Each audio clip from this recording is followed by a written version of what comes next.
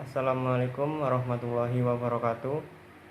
Kami dari kelompok 3, kelompok geografi, akan mempresentasikan hasil diskusi kelompok kami yang beranggotakan 1. Anggraini Ida Febriandani, NIM A5102102692. 2. Syafira Salsabila Rahmawati, NIM A5102102770.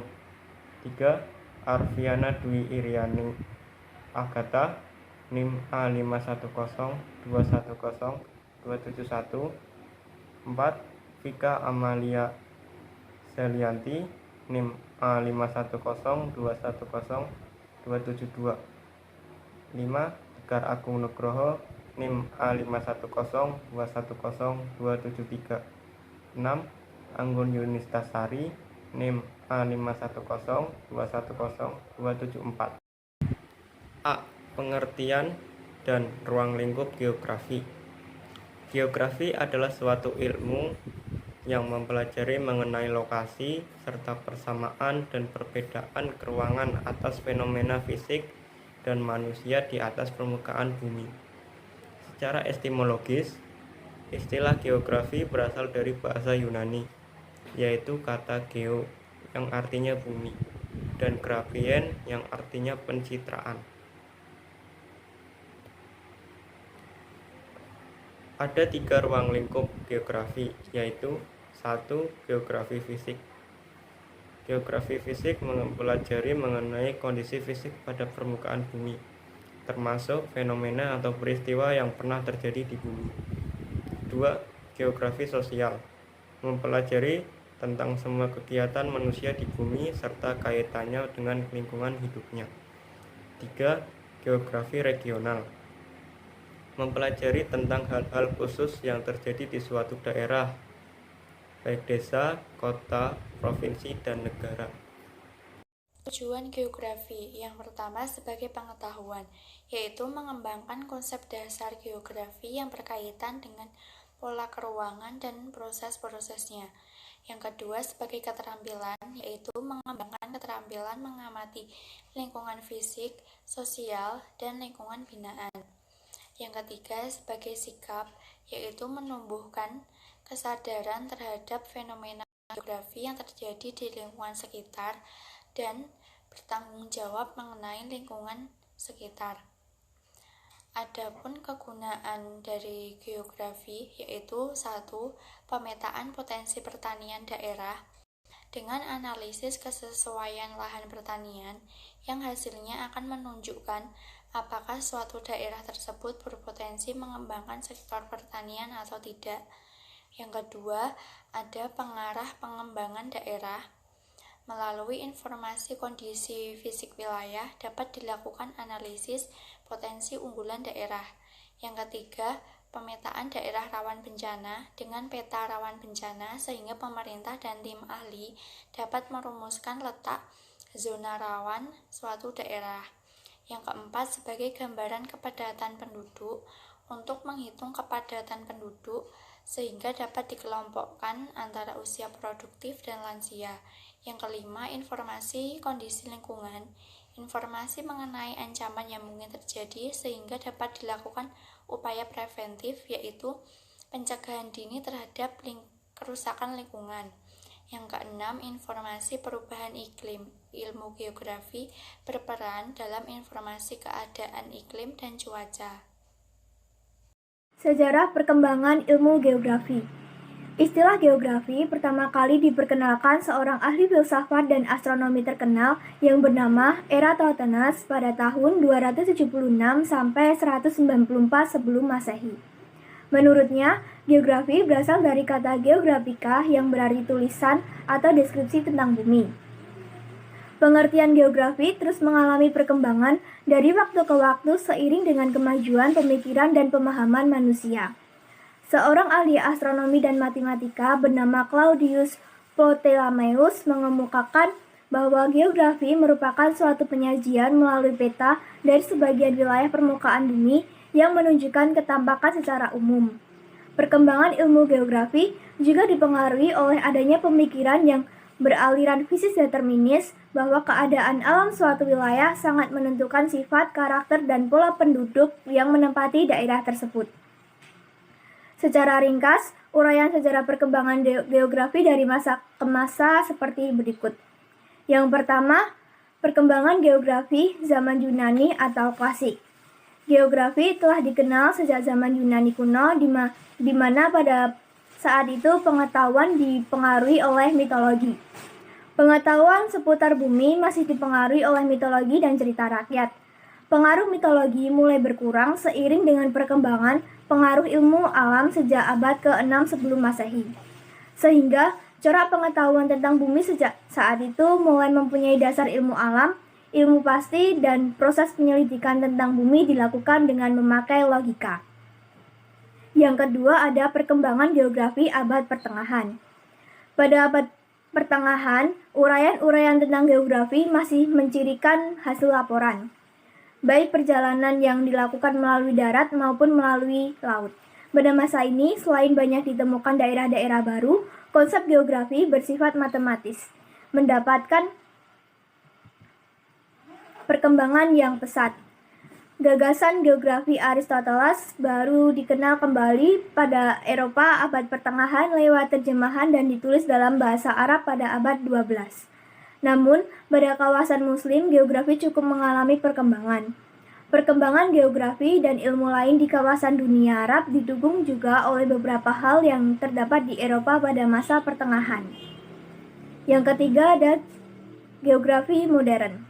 Pada masa ini, geografi mulai dikenal sebagai disiplin ilmu yang lengkap. Geografi juga menjadi bagian dari kurikulum di universitas di Eropa, terutama Prancis dan Jerman.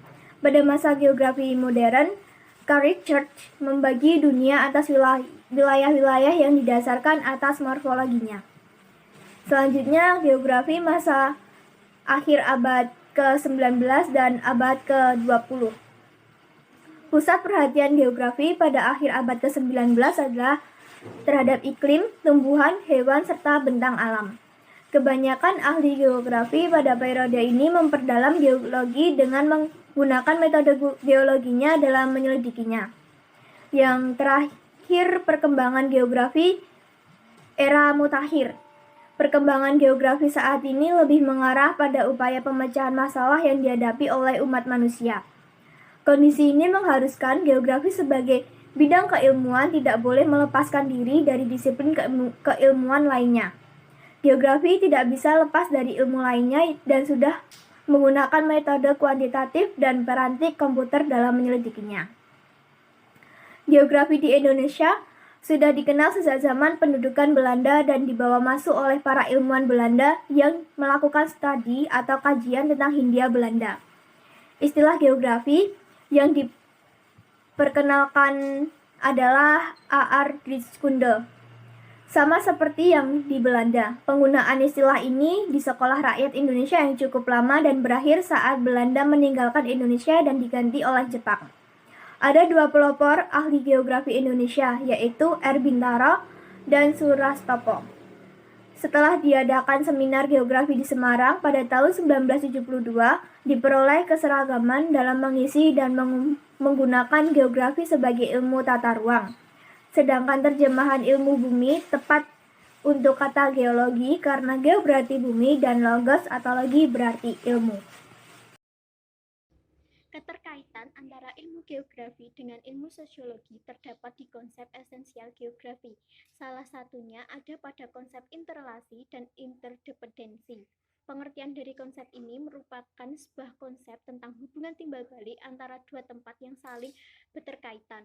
Sebagai contoh, kota sebagai pusat perdagangan tidak memiliki tempat untuk bercocok tanam sehingga menggantungkan kebutuhan pangan ke desa.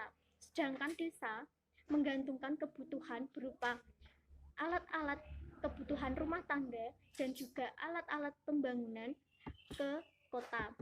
Sehingga terjadi interaksi antara masyarakat desa dan masyarakat kota yang membentuk pola kebudayaan baru yang masuk dari kota ke desa. Sehingga lama-kelamaan kebudayaan dari desa ini akan hilang karena terganti oleh kebudayaan baru dari kota. Padahal tidak semua kebudayaan baru dari kota ini berdampak positif. Ada juga yang berdampak negatif seperti individualisme dan pergaulan bebas, sehingga masyarakat harus bisa menyaring kebudayaan yang masuk. Geografi merupakan salah satu cabang ilmu pengetahuan yang membahas tentang bumi beserta isinya. Geografi membahas segala hal yang ada di muka bumi, salah satunya adalah manusia. Sehingga tidak dapat dipungkiri bahwa geografi memerlukan antropologi dalam kajiannya. Mengapa harus antropologi? Karena antropologi merupakan ilmu yang membahas tentang berbagai macam manusia, mulai dari warna kulit, suku bangsa, ras, maupun etniknya. Ilmu geografi berkaitan dengan latar geografis tempat sejarah terjadi, sehingga ilmu geografi dapat dipakai untuk membantu penelitian sejarah. Caranya dengan berusaha menelaah kondisi geografis dari wilayah yang bersangkutan di masa lampau. Kemudian mempelajari sejauh mana kondisi lingkungan alam mempengaruhi manusia untuk menggerakkan jalannya sejarah, terutama yang berhubungan dengan lokasi, kondisi, struktur, dan bentuk tanah. Sebagai contoh, apa alasan masyarakat zaman dulu membangun peradabannya di pinggir sungai besar? Geografi merupakan ilmu yang membahas tentang bumi, di mana kondisi di tiap wilayah di bumi berbeda-beda. Sedangkan ilmu ekonomi merupakan ilmu yang membahas tentang perilaku manusia dalam mengelola sumber daya alam untuk menciptakan kemakmurannya. Sehingga ilmu geografi sangat dibutuhkan untuk mengetahui kondisi di setiap wilayah, sehingga dapat menentukan kegiatan ekonomi apa yang cocok digunakan di daerah tersebut. Sebagai contoh, di daerah pegunungan, kegiatan ekonomi yang paling cocok dilakukan oleh penduduk sekitar adalah bercocok tanam. Sedangkan di daerah pantai, para penduduk ini cocok untuk melakukan kegiatan ekonomi berupa budidaya tambak. Menurut Sarwono, psikologi merupakan ilmu yang mempelajari respon yang diberikan oleh makhluk hidup terhadap lingkungannya. Sehingga bisa diartikan juga bahwa psikologi merupakan ilmu pengetahuan yang mempelajari tingkah laku manusia dalam hubungannya dengan lingkungannya. Dari definisi-definisi tersebut dapat disimpulkan bahwa kondisi geografis suatu daerah dapat mempengaruhi kinerja psikis seseorang yang juga akan berpengaruh terhadap perilakunya. Sebagai contoh, saat suhu udara panas, seseorang akan cenderung lebih sulit untuk mengontrol emosinya atau cenderung lebih suka marah-marah.